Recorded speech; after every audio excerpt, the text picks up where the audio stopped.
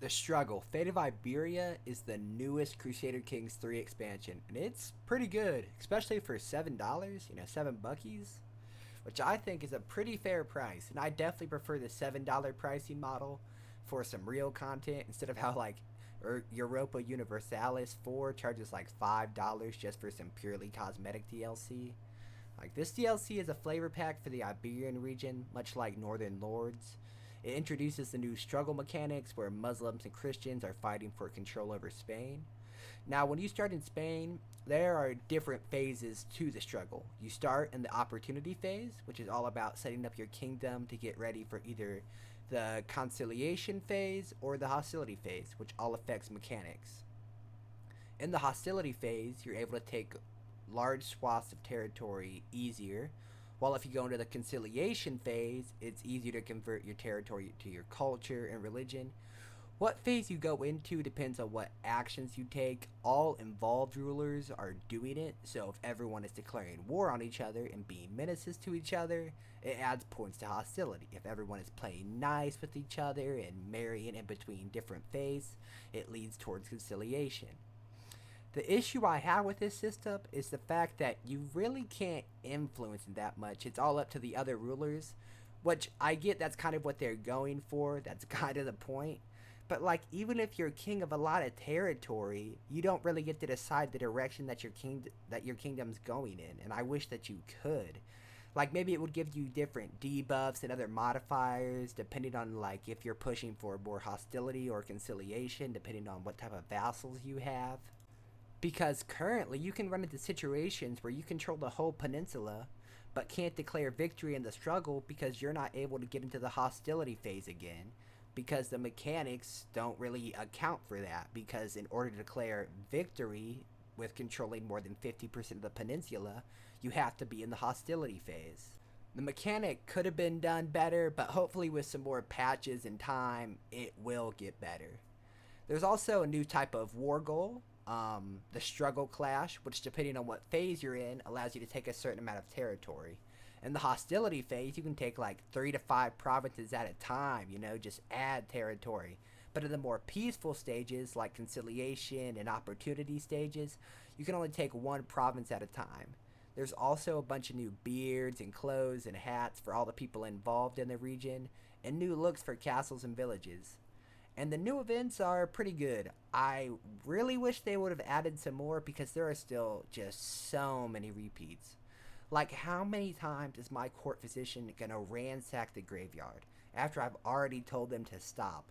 Like, 8 different times. Like, why do you keep on doing it? Why am I always dealing with my court bishop, like, burping in the middle of a feast?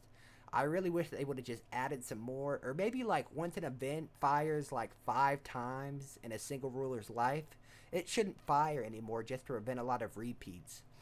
But the new events are pretty cool, like dealing with the King of Thieves, and maybe you want to go kill him, or like put taxes on him, or maybe you just want to pay him off, or maybe you find out your son has a fetish for being tortured by someone dressed up as you.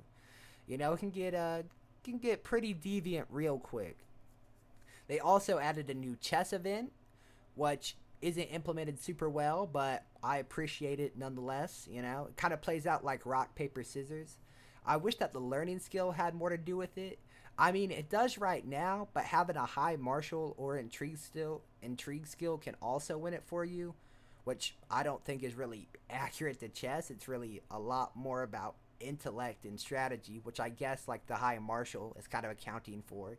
But at the same time, if you're dumb as rocks, you're really not going to be that good at chess. I am a fan of the fact that it gives the player some more direction. While a lot of the fun of Crusader Kings 3 is deciding your own goal, after a while of playing, you can get kind of burnt out on turning your one county into an empire. So small DLC like this that makes the sub-region very interesting and makes the start of the game a lot more dynamic is more than welcome. There's also a new faction type, the Dissolution Faction, which seeks to destroy the top title of their liege and makes everyone independent. But it's not balanced super well because the Al-Andalus, the big Muslim country in Spain, falls apart almost immediately in every game due to the faction. Like, I swear, 6 months after you start, that country is gone.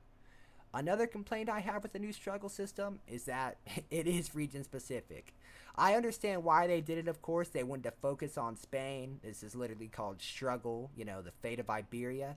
But this could have been a more dynamic system, like have it pop up anywhere where two cultures are clashing. Like the Norse and Anglo Saxons in Britain, or maybe in Jerusalem after the Crusades take place. A system like this could have been expanded to act anywhere in the world, but instead only Spain has access to it. I understand that would have required a lot more work, and it wouldn't have been as focused, and it would have cost more money, but it could have provided a lot more broad value.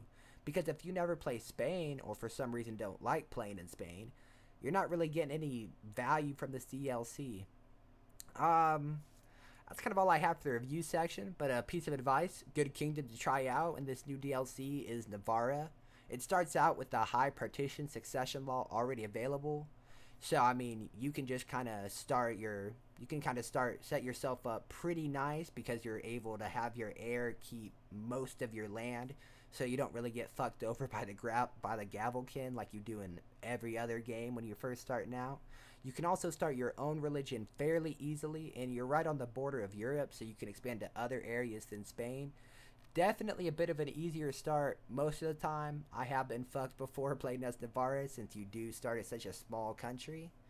So overall, I would recommend this DLC. Great value for its price point, and definitely adds a lot of flavor to the Iberian region, just like it sets out to do. That's all I have, and this has been Conduit Gaming signing off. Thanks for watching.